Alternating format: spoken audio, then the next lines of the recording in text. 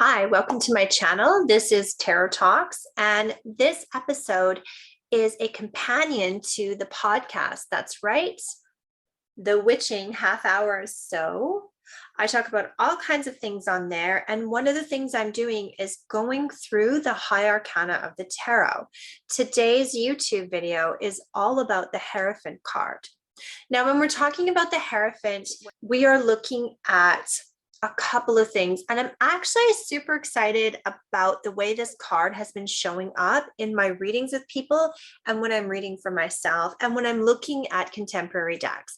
So if you've been here before, you know that I super collect decks. I love them. I'm obsessed with the artwork in them.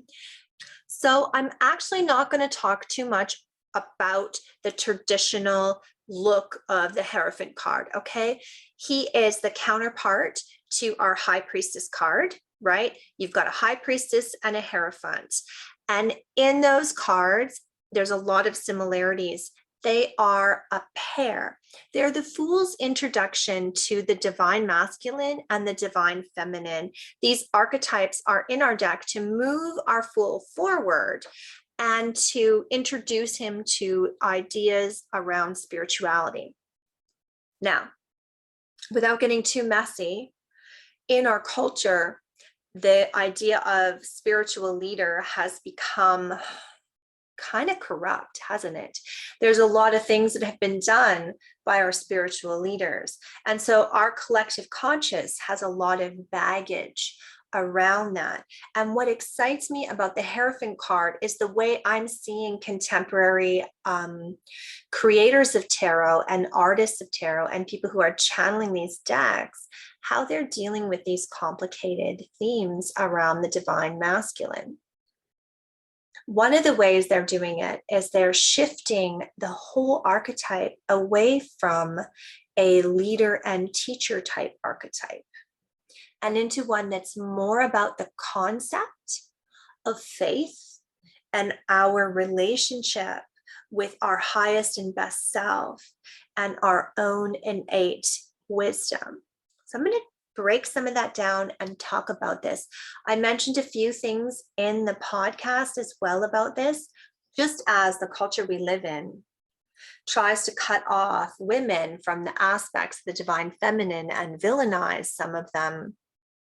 The patriarchy is also messing with the idea of the Divine Masculine.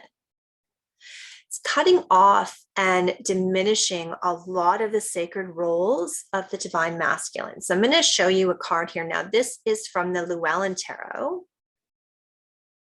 This is their Hierophant card. It's been renamed the Horned One. And you can see in this card how the artist has pulled away from that traditional idea of a spiritual leader propped up on a throne between us and our higher power. This is more about accessing your own highest wisdom, accessing the Divine Masculine inside yourself, reconnecting with nature, reconnecting with your natural rhythms, reconnecting with the pieces of you that are inherently wise and attuned to nature. This is an aspect of the Divine Masculine that we don't talk about. That deep knowing within us, that sure wisdom, that steady logic. Okay, let's look at another one. This card comes from the Mythic Tarot. It's all based on Greek mythology and the way they're expressing the Hierophant. Let's wait for the camera to get it. There we go. Is as Chiron, the centaur that teaches Hercules. So this is the aspect of the Divine Masculine of teacher, the gentle, compassionate teacher, the person that comes to you to lift you up, to assist you in your learning and to be a divine witness as you discover yourself and dive deeper and deeper into your own spirituality. This aspect is one that we are familiar with in some of our traditional Christian religions. However, there's a lot of layers of baggage that a lot of people have experienced on top of that idea of teacher. But it is a absolute sacred role of the divine masculine to hold space for those to learn and to pass on wisdom and to freely give wisdom to prepare us for our spiritual travels and our spiritual roads, right? It was always taught to me in esoteric circles that one of the most important roles of the divine masculine was to be a grounding force and a passive witness to the transformations that happen to people in healing circles and that happen to us as women when we are divining and calling down the moon and moving through ritual. So it's one of the aspects we don't celebrate a lot with the divine masculine. A lot of us are caught up in the idea of expressing masculinity in a space of being a warrior and protector. But the energy of warrior and protector is not solely masculine. No, it's not at all. It is shown to us in a lot of the warrior goddesses and goddesses of the hunt that that energy is not inherently masculine. Warrior energy is universal. So I'd like you to think about that and maybe expand and think about how nurturing energy is also universal and how often we are cutting off masculine expressing people from that very natural energy of nurturer. So I'm going to move on to one more card. If you've been on this channel a few times, I've used this deck before. This is the Wild Unknown Tarot, and this is their expression of the Hierophant. So they've taken the person right off of the card, okay? And they're moving that into more of the idea of spiritual secrets, unlocking wisdom, right? The lightning, inspiration, connection with divine, kind of lightning bolt of Zeus, if you will. And also the crow. So looking at the crow or the raven, the blackbird, that messenger idea coming in and getting and receiving wisdom from beyond the veil. There's a lot of stories around the crows coming back with wisdom for us because they are a bird that speaks and they're very, very vocal and they can mimic. So there's a lot of symbology in this about attuning to spirit and receiving messages from spirit.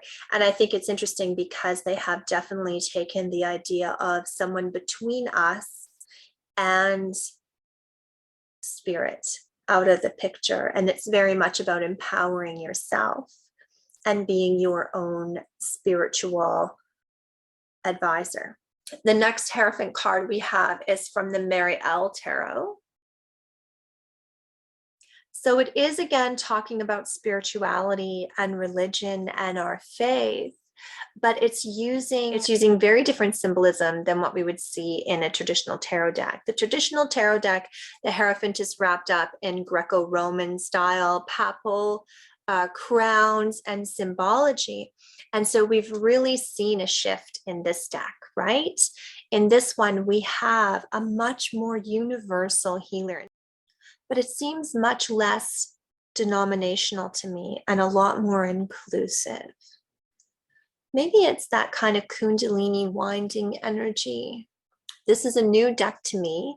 I haven't been working with it very long, but I did want to bring it forward because although it has some of the traditional symbology, we've got those pillars there in the wings, and we have the key, and we have this symbol of healer symbol, right?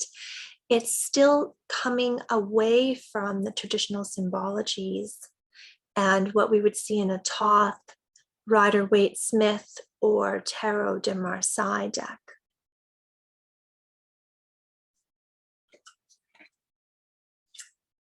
So the last card I want to talk of is from the Legacy of the Divine Tarot, which again, I've used in a lot of my videos because it's a deck I've been reading with for a very long time.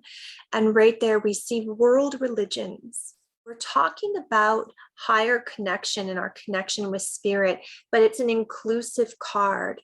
We do have some kind of Greco-Roman looking people here, kind of the basis of Catholicism, but we have Kabbalistic and Jewish belief there, we have Sikhism there, and we have Islamic faith as well.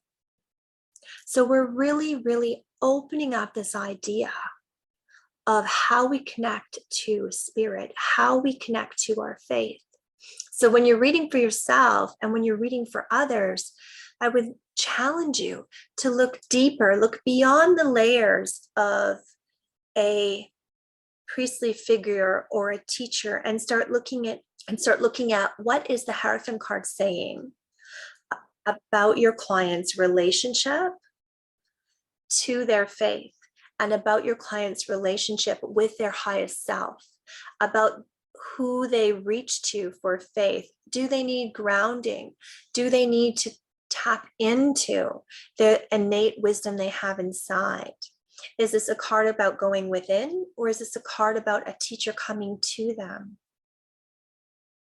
Okay, loves, that's what I have for you today. Anyway, I hope I gave you some things to think about. I hope that this video helps you in your growth with the tarot deck and your studies as you walk down this beautiful path of enlightenment. Do the things, hit the subscribe button. That way you won't miss any of the new episodes out. And go have a look at the website. I have all kinds of things on there. www.jodiannepsychicmedium.com. Information about how to book a reading with me, links to the podcast, links to everything I'm doing. Okay, take care.